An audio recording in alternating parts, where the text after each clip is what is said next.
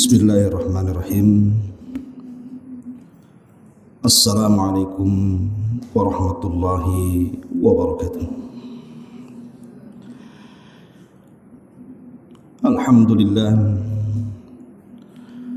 wassalatu wassalamu ala rasulillah wa ala alihi wa sahbihi wa mawalah wa la hawla wa la quwwata illa billahi wa ba'du.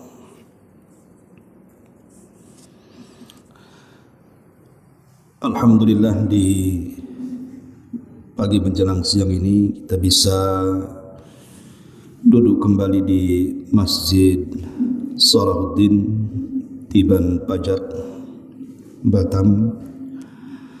Salawat dan juga salam kita hadiahkan kepada Rasul kita Nabi besar Muhammad sallallahu alaihi wa ala alihi wasallam.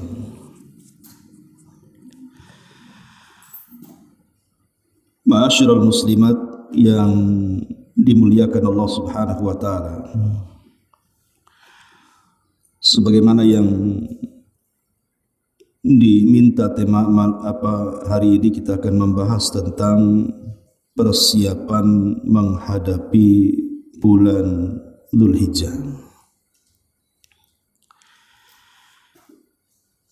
Kita tahu bahwa bulan Dzulhijjah satu di antara 4 bulan hurum.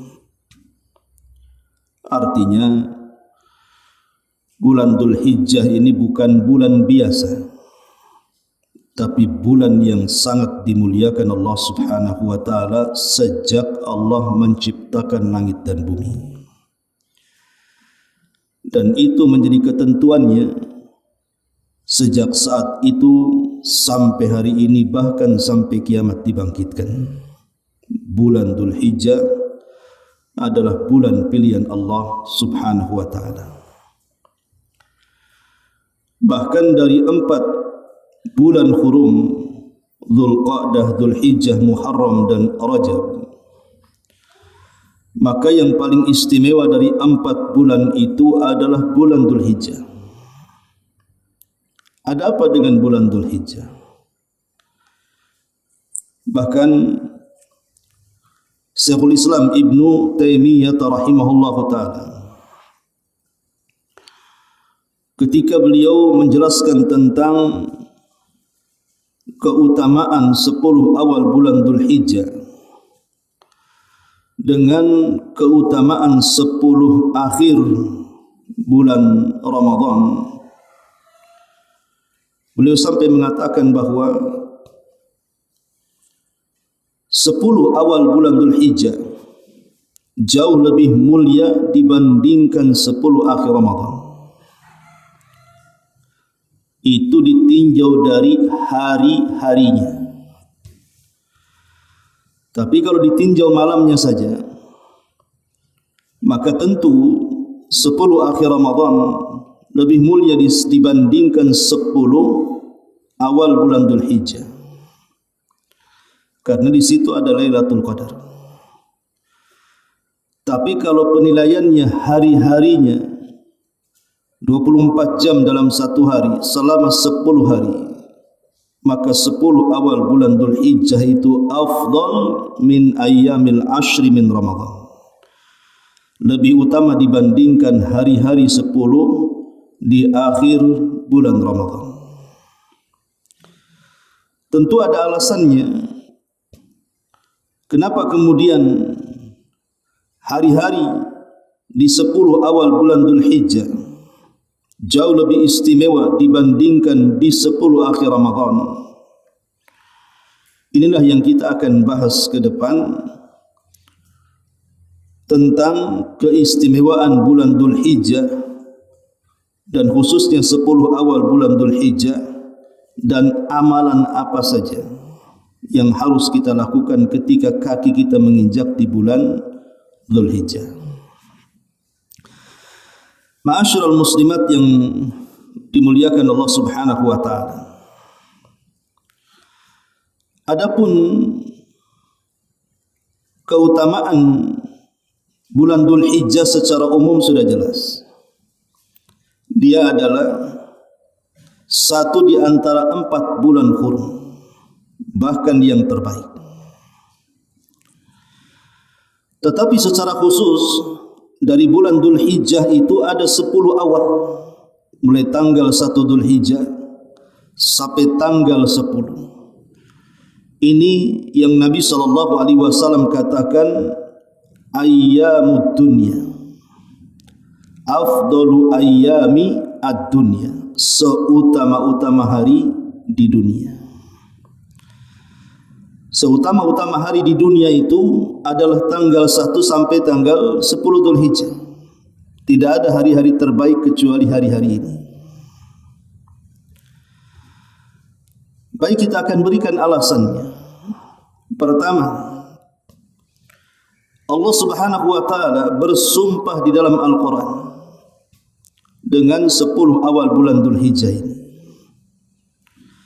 Allah mengatakan dalam surah Al-Fajr, wal fajri walayalin ashri, demi waktu fajar dan demi layalin, malam-malam, ashrin yang 10. Jumhurul mufassirin, mayoritas ahli tafsir, baik yang lama ataupun yang baru, artinya baik yang salaf ataupun yang khalaf,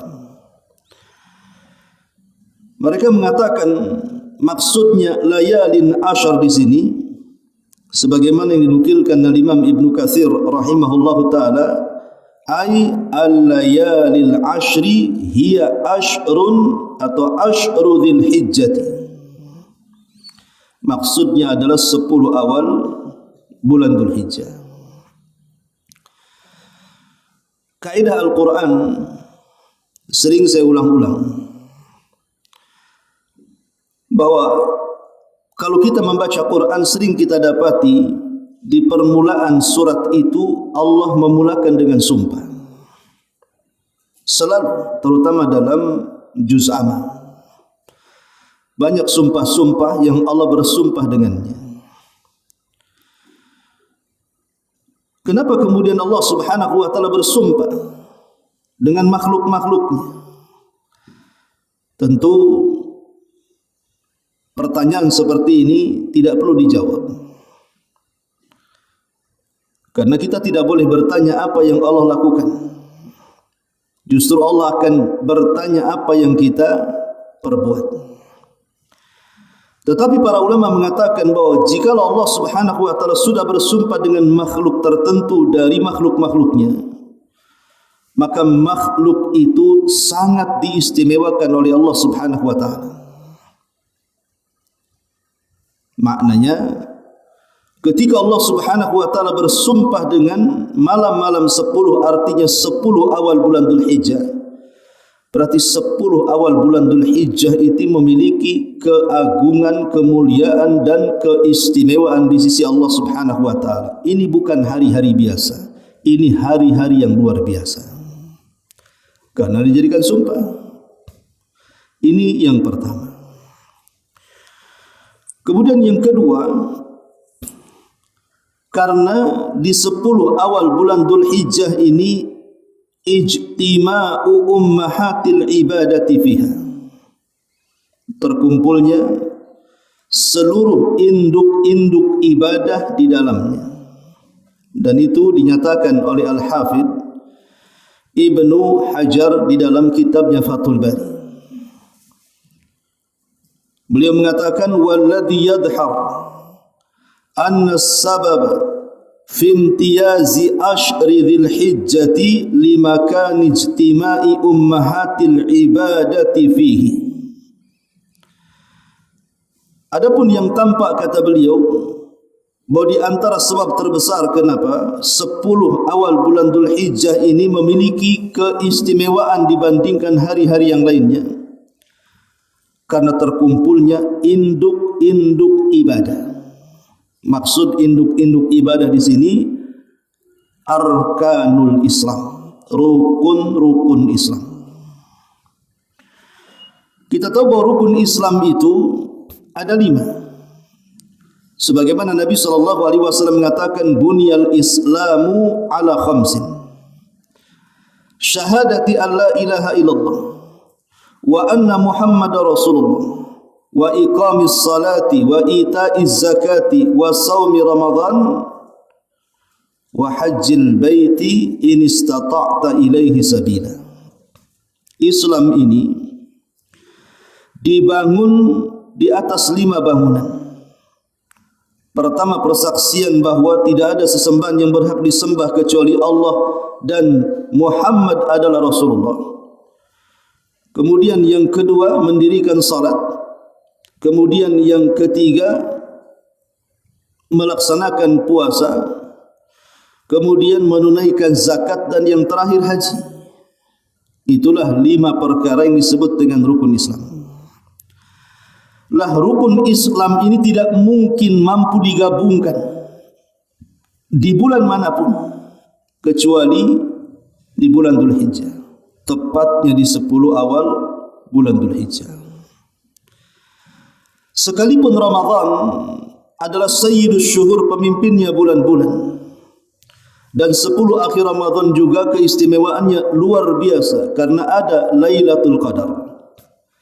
Tetapi di bulan Ramadan, seseorang tidak mungkin menggabungkan rukun Islam secara sempurna.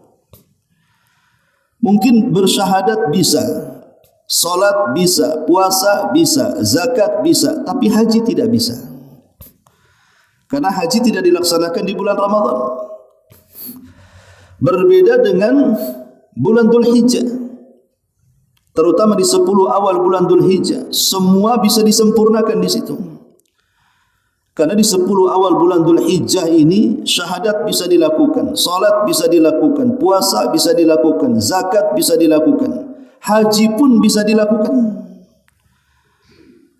Sehingga menyempurnakan induk-induk ibadah. Inilah kenapa kemudian 10 awal bulan Dzulhijjah ini sangat istimewa, karena terkumpul padanya induk-induk ibadah. Belum lagi ibadah-ibadah yang lainnya. Ini yang kedua. Kemudian yang ketiga, karena di 10 awal bulan Dzulhijjah ini ada hari yang Allah Subhanahu wa taala banyak memerdekakan hamba-hambanya dari api neraka. Di bulan Dzulhijjah ini atau di 10 awal bulan Dzulhijjah ini ada hari-hari yang Allah sangat banyak memerdekakan hamba-hambanya dari api neraka, dan Allah berbangga di hadapan para malaikatnya. Hari apa itu? Hari Arafah. Hari Arafah tanggal berapa? Tanggal 9 bulan Dzulhijjah. Itu disebut hari Arafah. Hari Arafah inilah puncak dari momentum jemaah haji melaksanakan rukun yang menentukan sah dan tidaknya haji. Kata Nabi SAW, Al-Hajju Arafah. Haji itu ditentukan dengan Arafah. Kalau orang haji, semua manasik dilakukan, tapi dia tidak wukuf di Arafah, maka tidak sah hajinya. Karena dia meninggalkan satu di antara 4 rukun haji. Nah, saat hari Arafah itulah jamaah haji berkumpul di Arafah. Kemudian mereka wukuf di situ. Saat mereka wukuf itulah Allah Subhanahu wa taala banyak memerdekakan hamba-hambanya yang sedang wukuf di Arafah dan berbangga di hadapan para malaikatnya. Lihat bagaimana hamba-hambaku, mereka berdebu compang-camping, tapi mereka tidak datang kecuali karenaku. Allah banyak ampuni hamba-hambanya di situ. Bagaimana dengan orang-orang yang tidak melaksanakan haji seperti kita? Bukankah kita tidak mungkin mampu wukuf di Arafah dan tidak ada tempat yang bisa menggantikan Arafah? Maka ada syariat lain yang juga bisa menghapuskan dosa-dosa kita. Dengan cara apa?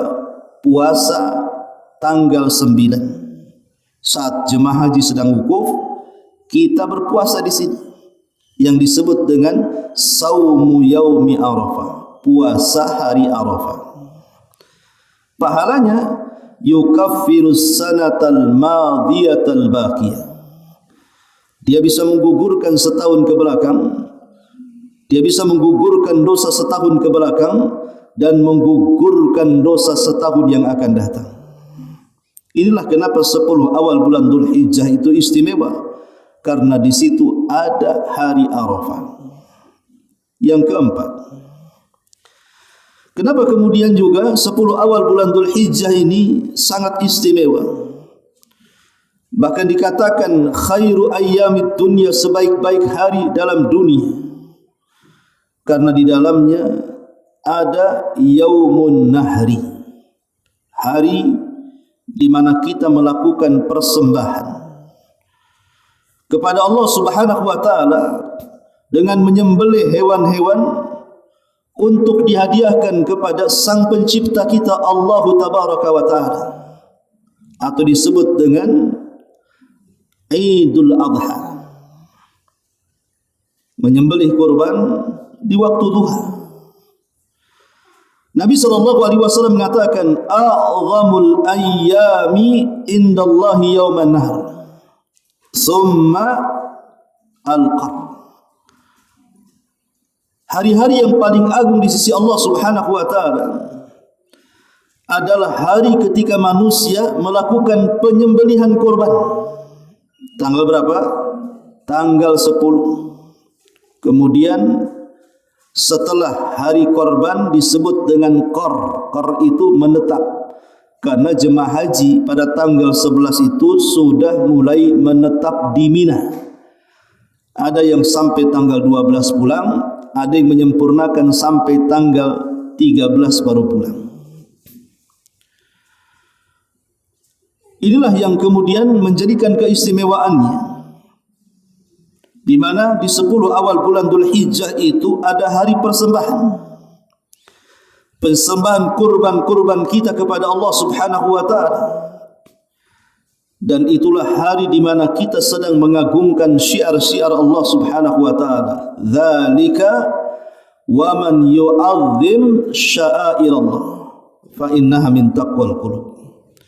Yang demikian itulah, barang siapa yang mengagungkan syiar-syiar Allah, maka itu menunjukkan ketakwaan dalam hatinya. Itulah kenapa Yaumun Nahar atau hari persembahan kurban itu sangat istimewa, dan itu dilakukan di 10 awal bulan Dzulhijjah, tepatnya di tanggal 10, kemudian 11, 12 dan 13, atau disebut dengan hari tasyrik. Ini yang keempat. Kemudian yang kelima, Allah Subhanahu wa taala menjadikan bulan Dzulhijjah, terkhusus 10 awal bulan Dzulhijjah ini, sebagai afdalu ayyamid dunya, seutama-utama hari di dunia. Karena Allah Subhanahu wa taala jadikan 10 awal bulan Dzulhijjah itu adalah mawasimul khairi, musim-musim seseorang itu melakukan banyak kebaikan. Itu musim kebaikan. Kalau kita kenal di lingkungan kita ada musim mangga, tentu ketika musim mangga di mana-mana. Kalau musim durian, ya durian di mana-mana. Kalau musim jambu, ya jambu di mana-mana. Kalau musim kebaikan, maka orang yang melakukan kebaikan di mana-mana. Kenapa disebut mawasimul khair, musim-musim kebaikan? Karena orang yang beramal saleh di bulan Dzulhijjah itu pahalanya besar, melebihi beramal di bulan-bulan yang lainnya. Sampai-sampai Nabi SAW mengatakan, ma min ayyamin al-amalu salihu ahabbu ilallah min hadhil ayyam. Tidak ada hari-hari yang amal saleh itu lebih dicintai oleh Allah Subhanahu wa taala dibandingkan orang yang beramal saleh di hari-hari ini. Maksudnya 10 awal bulan Dzulhijjah. Lihat perkataan Nabi SAW di sini. Tidak ada hari-hari yang kalau ibu-ibu melakukan amal soleh apapun, kebaikan dan kebajikan apapun, kalau dilakukan di 10 awal bulan Dzulhijjah itu jauh lebih dicintai Allah dibandingkan di hari-hari di bulan-bulan yang lainnya. Menariknya adalah ketika sahabat Nabi SAW tercengang dengan pahala yang akan didapat bagi orang-orang yang beramal saleh di 10 awal bulan Dzulhijjah ini, mereka sampai membandingkan dengan perkara yang menurut mereka tidak ada amalan yang lebih tinggi daripada itu. Apa itu? Jihad. Sahabat mengatakan, walal jihadu fi sabilillah. Rasul, apakah sebanding dengan orang-orang yang berjihad di jalan Allah, mengangkat senjata, masuk dalam dunia pertempuran, membela agamanya, membela negaranya, apakah sama pahalanya dengan orang-orang yang berjihad? Maka Nabi SAW mengatakan, la, tidak. Orang yang beramal saleh di 10 awal bulan Dzulhijjah jauh lebih istimewa dibandingkan jihad. Subhanallah. Padahal kita tahu bahwa jihad itu sanamul Islam, puncak daripada Islam. Sebagaimana Nabi mengatakan, ra'sul amri al-Islam wa amuduhu as-salah wa dhirwatus sanami al-jihadu fi sabilillah. Pokok urusan hidup manusia adalah Islam, tiang Islam adalah salat, dan puncaknya adalah jihad. Tetapi Rasul mengatakan orang yang beramal saleh di 10 awal bulan Dzulhijjah tetap tidak bisa diremehkan walaupun dibandingkan dengan jihad yang merupakan puncak daripada Islam.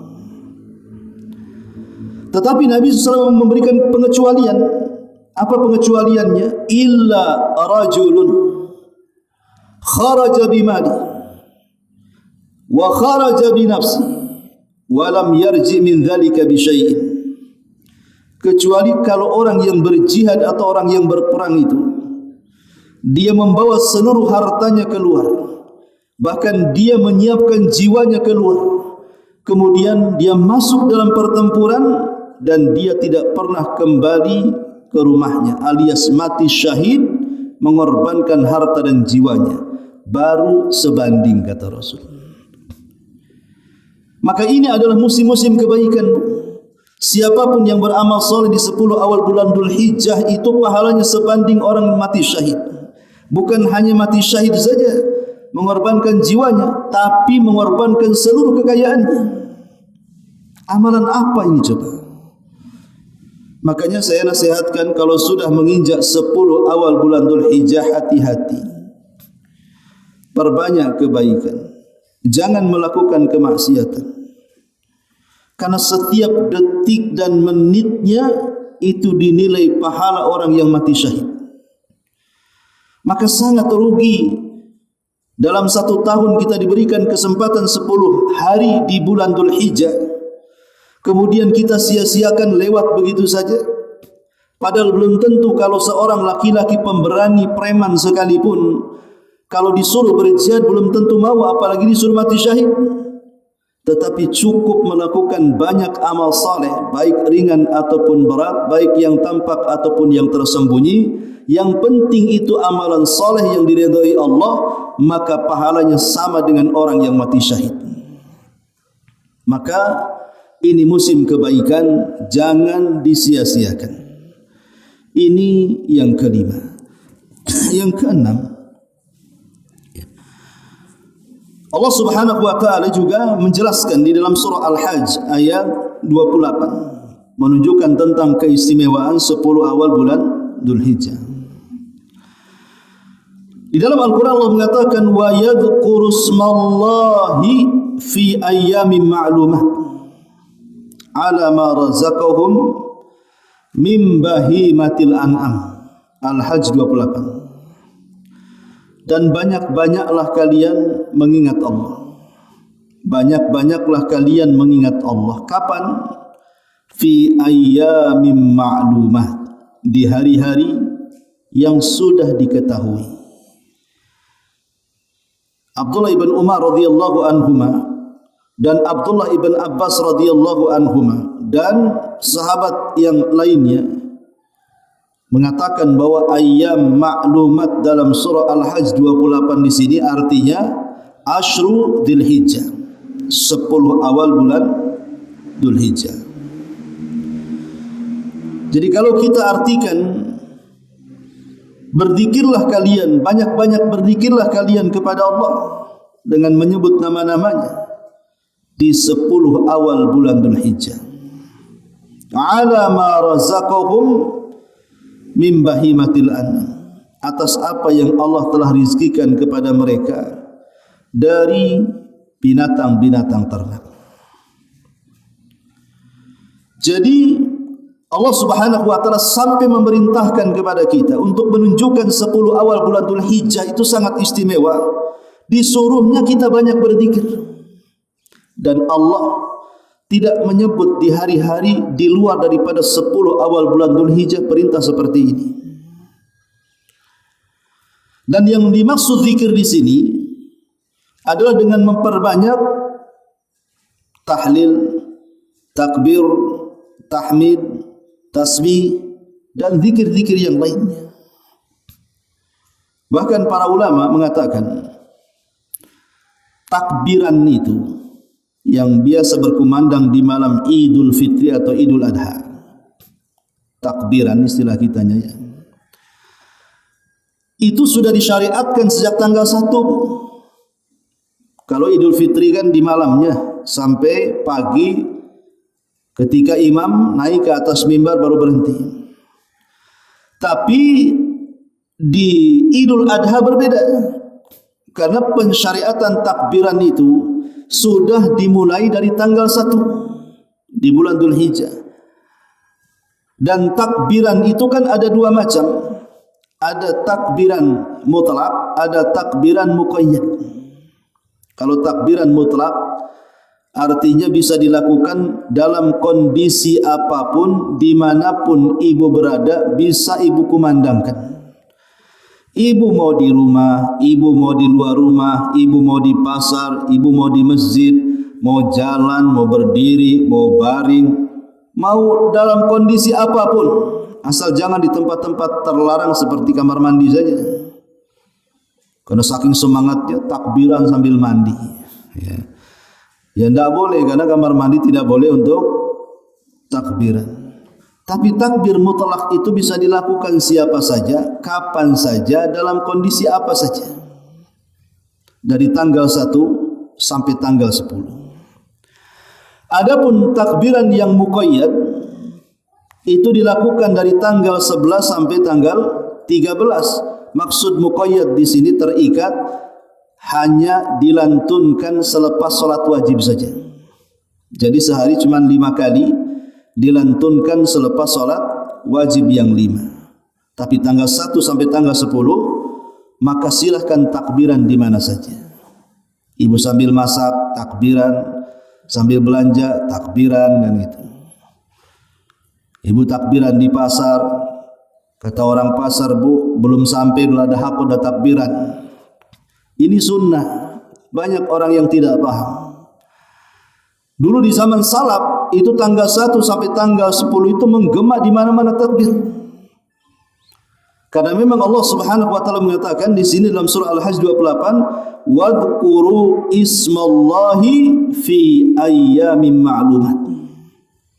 Banyak-banyaklah mengingat Allah, menyebut-nyebut nama Allah di hari-hari yang sudah diketahui artinya hari-hari 10 awal bulan Dzulhijjah.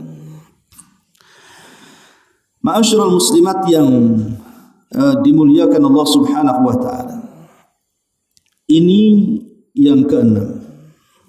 Kemudian yang ke-7.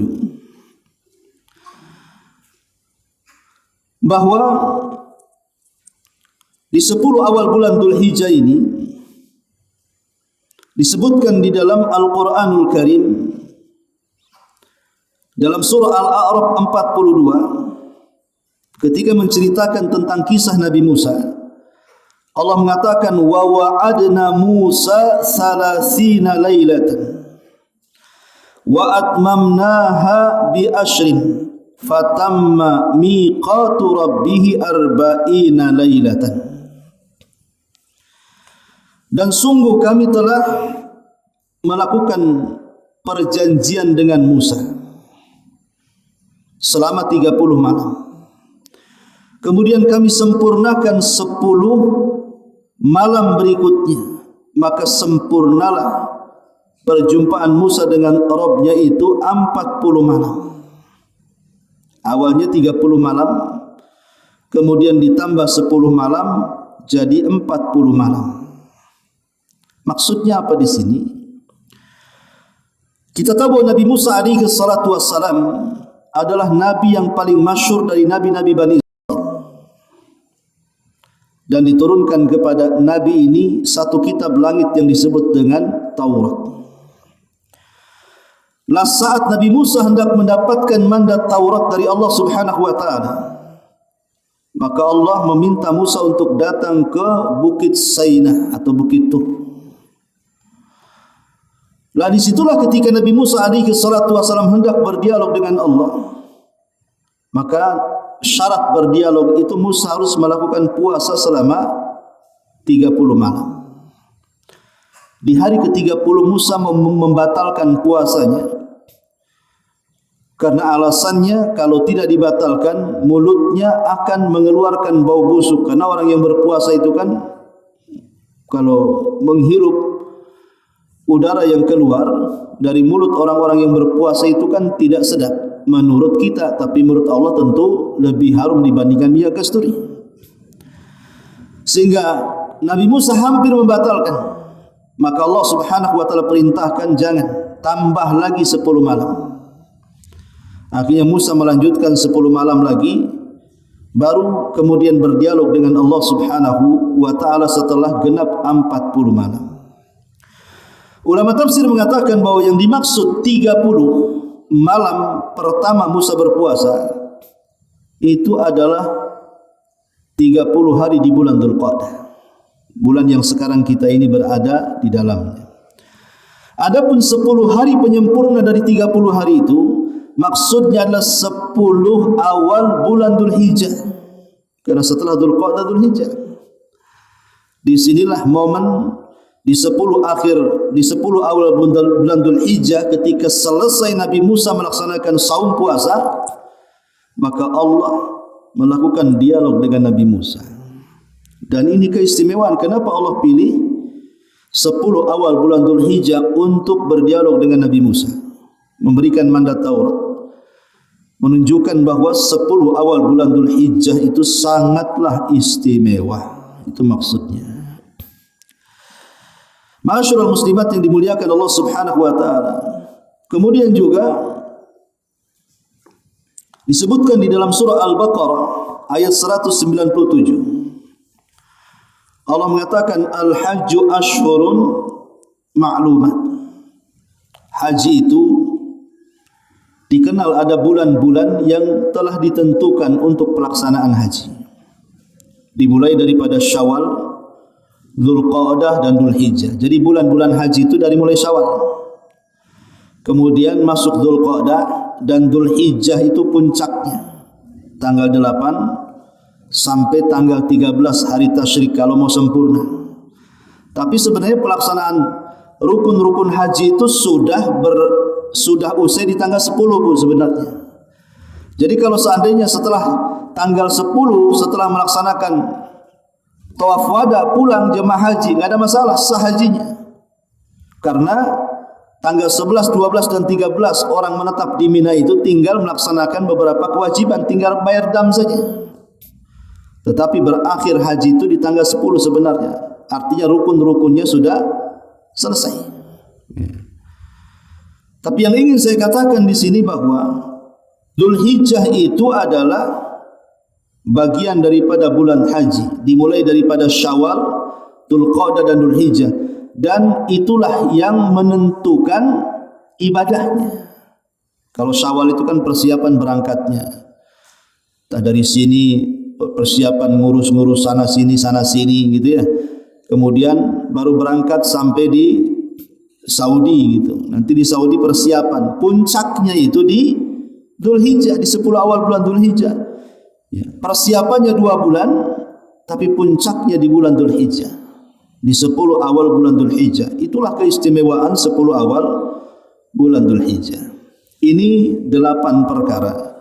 Kenapa Allah Subhanahu wa taala sampai menyematkan kepada 10 awal bulan Dzulhijjah sebagai hari-hari terbaik di dunia ini?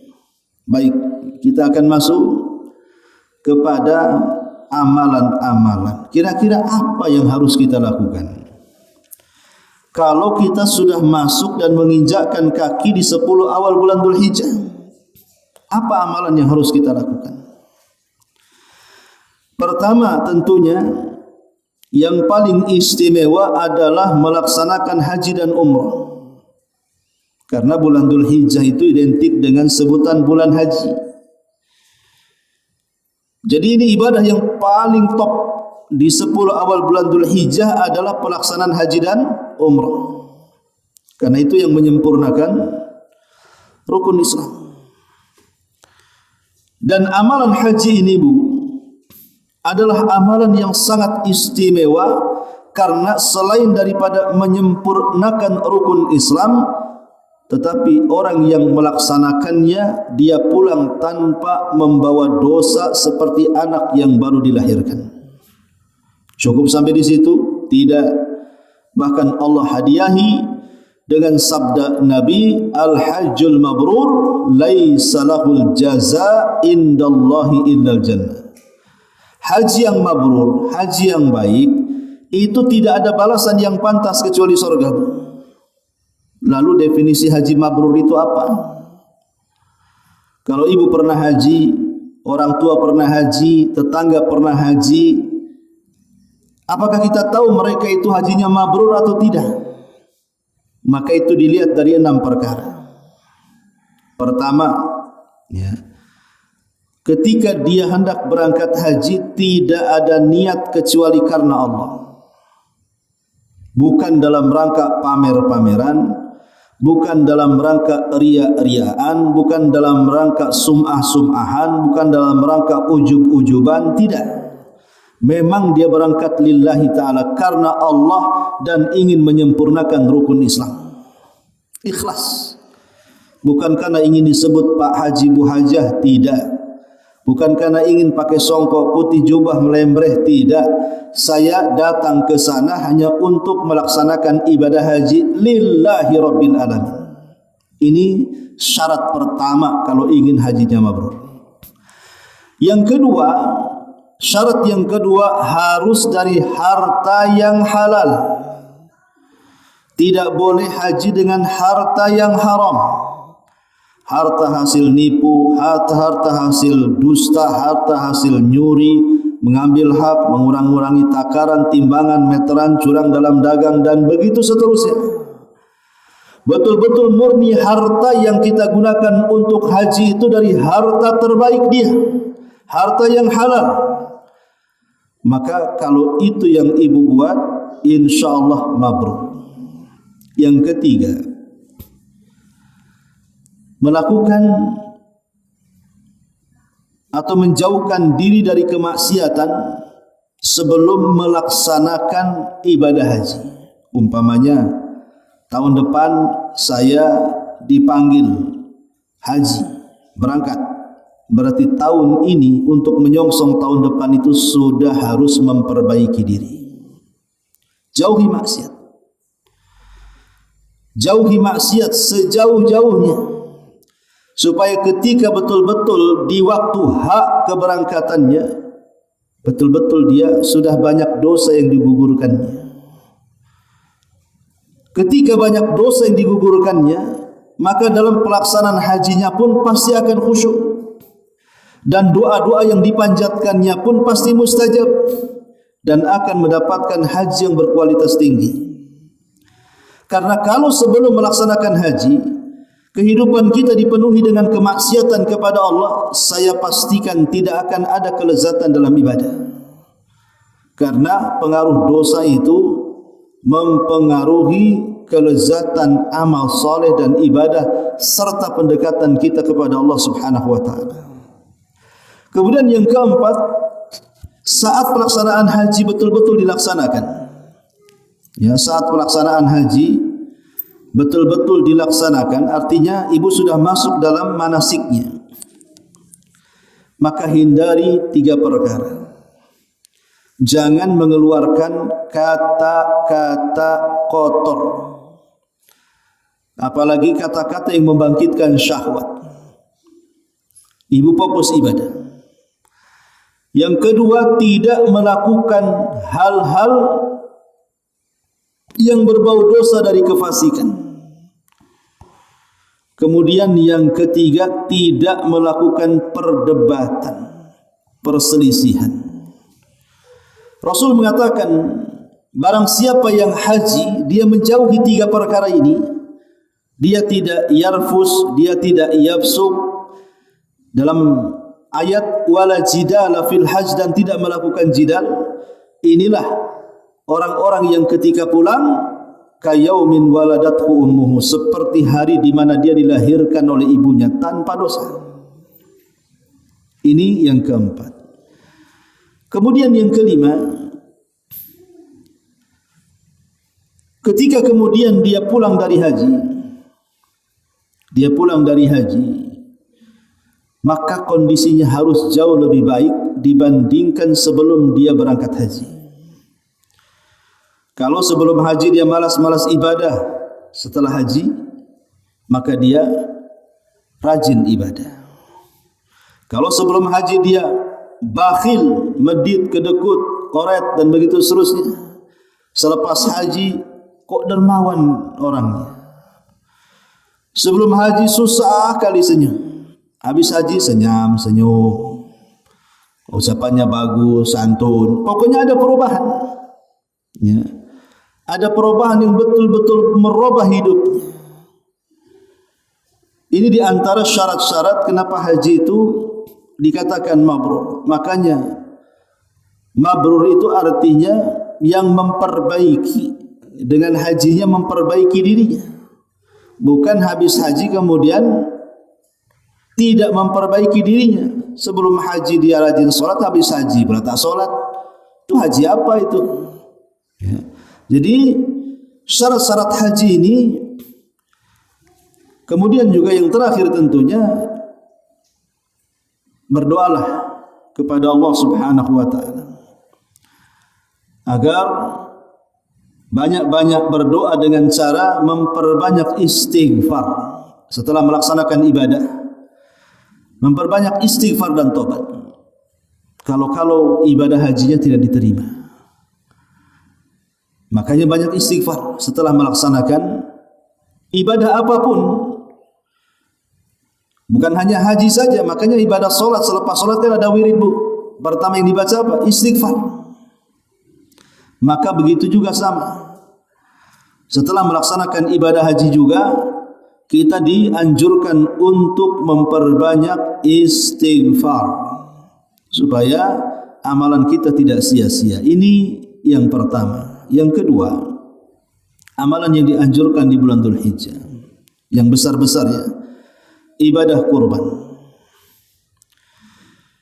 Ibadah kurban adalah ibadah yang sangat istimewa karena kita sedang melakukan persembahan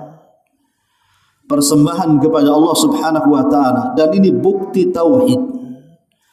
Bukti daripada kita sedang mengesahkan Allah, bukti daripada kita sedang menghambakan diri kepada Allah. Saat para dukun, paranormal, mereka memerintahkan orang-orang untuk menyembelih kepada selain Allah, kepada iblis, kepada setan, ataupun orang-orang musyrik yang menyembelih sembelihan untuk pepohonan, untuk gunung-gunung, rawa-rawa, gua-gua atau tempat-tempat yang mistik dan yang lainnya. Maka kita ahli tauhid tidak menyembelih kecuali hanya untuk Allah.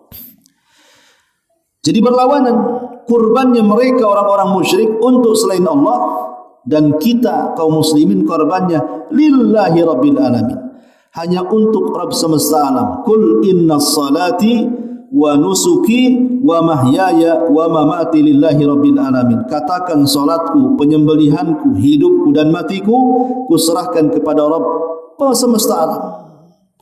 Jadi kurban itu adalah bentuk nyata daripada tauhid. Daripada tauhid, menyembelih karena Allah Subhanahu wa taala. Ini ibadah yang kedua. Ibadah yang ketiga selain kurban adalah puasa. Perbanyak puasa, baik Seninnya atau Kamisnya, terutama puasa tanggal 9 yang disebut dengan puasa Arafah, yang Nabi SAW mengatakan saumu yaumi Arafah ahtasibu 'ala Allah an yukaffira as-sanata allati qablahu wa sanata allati ba'dahu. Puasa hari Arafah, kata Rasul, ahtasibu 'ala Allah, aku akan meminta pahala kepada Allah Subhanahu wa taala bagi orang yang berpuasa, an yukaffira, untuk digugurkan dosa-dosanya, as-sanah allati qablahu, 1 tahun sebelumnya, was-sanata allati ba'dahu, dan 1 tahun setelahnya. Jadi jangan sampai nanti tanggal 9 di bulan Dzulhijjah kita tinggalkan berpuasa. Kemudian yang keempat, amalan di 10 awal bulan Dzulhijjah adalah at-takbir. Takbir, bahasa kita takbiran, yang sudah saya jelaskan dari tanggal 1 sampai tanggal 13. Tapi ada yang mutlak, ada yang muqayyad. Jadi ini di antara haji, kurban, puasa, kemudian takbiran, kemudian memperbanyak amal soleh secara umum. Memperbanyak amal soleh secara umum. Ya. Seperti apa contohnya amal soleh secara umum itu? Yang pertama, solat. Jaga solat 5 waktu. Terutama solat-solat yang memang memiliki keistimewaan yang luar biasa, seperti solat asar dan solat fajar, itu disebut solat wusta. Maka jaga solat yang 5 waktu, dan kalau bisa tambah dengan yang sunnah-sunnahnya. Tambah yang sunnah-sunnahnya. Di sana ada rawatib, di sana ada qiyamul lail, di sana ada duha, tahiyatul masjid, salat sunnah wudu, macam-macam salat itu. Salat sunnah taubat, macam-macam. Ya. Intinya jaga salat. Jaga salat. Ya, duha, witir, tahajud dan begitu seterusnya. Yang kedua, perbanyak sedekah. Di 10 awal bulan Dzulhijjah itu perbanyak sedekah. Mumpung pahala sedekah di 10 awal bulan Dzulhijjah sebanding dengan orang yang mati syahid. Kalau setiap hari ibu bersedekah dari tanggal 1 sampai tanggal 10, dan 1 hari ibu beramal, itu bukan 1 amalan, bisa bermacam-macam amalan. Anggap saja 1 hari ibu mengejar 5 amalan, yang 5-5-nya akan dibandingkan setara dengan orang yang mati syahid. Bisa bayangkan seolah-olah kita hidup, kemudian perang, mati lagi, hidup, perang, mati lagi, hidup, perang, mati lagi, dan begitu seterusnya. Betapa banyak pahala yang akan kita raih dari keutamaan orang yang mati syahid itu. Ya, maka perbanyak sedekah. Ini yang kedua. Yang ketiga, perbanyak zikir. Zikir itu kan ada zikir pagi, zikir petang, zikir sebelum tidur, setelah tidur, zikir apa saja. Dan zikir ini ibadah yang ringan sebenarnya, bisa dilakukan siapa saja. Seperti mamanya menyebutkan subhanallah wa bihamdi subhanallahil azim, subhanallah wa bihamdi subhanallahil azim. Ini saja sudah luar biasa. Belum dikaitkan dengan 10 awal bulan Dzulhijjah saja, orang yang mengucapkan tasbih dan tahmid itu bisa menggugurkan dosa walaupun sebanyak buih di lautan. Apalagi dilakukan di 10 awal bulan Dzulhijjah, makin bertambah-tambah tuh pahalanya. Maka di bulan Dzulhijjah ini perbanyak bersedekah. Kemudian yang keempat, memperbanyak membaca Quran. Memperbanyak membaca Al-Quran. Kapan lagi kita ini memperbanyak amalan ibadah? Ya. Maka perbanyak baca Quran, karena satu huruf saja orang yang membaca Quran itu 10 kebaikan. Seandainya dilakukan di luar 10 awal bulan Dzulhijjah, apalagi kalau dilakukan di 10 awal bulan Dzulhijjah, tentu lagi akan lebih istimewa lagi tentunya pahalanya, ya. Dan banyak lagi amalan-amalan secara umum, ya, birrul walidain, kemudian berbuat baik kepada tetangga, menyantuni anak-anak fakir miskin, orang-orang yatim, dan begitu seterusnya. Ibu lebih paham amal soleh itu macam-macam. Artinya setiap kebaikan dan kebajikan yang dilakukan dengan keikhlasan dan ittiba mencontoh Nabi, maka itulah amal soleh yang diridhoi oleh Allah Subhanahu wa ta'ala. Inilah diantara keutamaan 10 awal bulan Dzulhijjah. Baik, sampai di sini untuk materi. Silakan kalau ada yang mau bertanya, kita buka tanya jawab. Ya semua, ya semua sholat sunnah.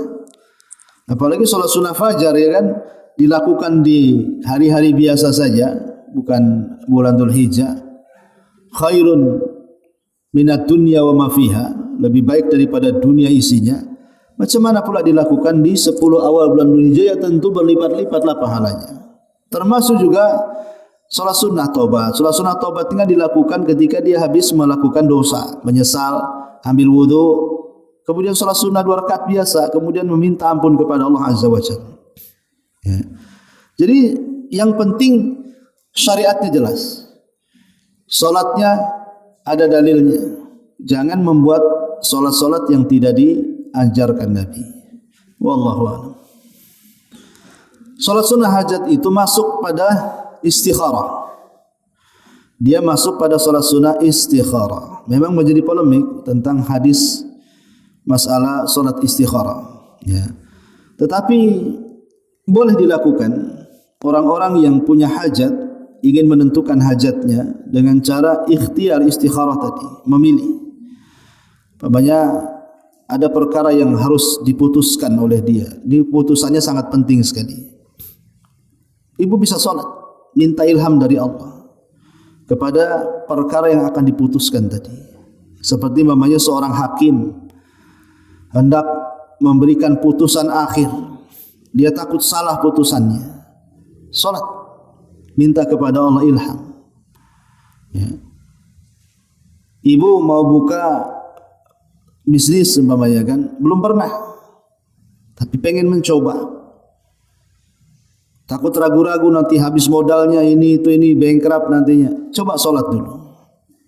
Tentukan langkah. Minta kepada Allah yang terbaik. Pokoknya perkara-perkara apapun yang kira-kira menurut ibu sangat penting, momen tertentu gitu ya, supaya jangan sampai gagal langkahnya, maka bisa melakukan istikharah. Disebut dengan sholat hajat tadi. Wallahu a'lam. Ulangi. Enggak dengar.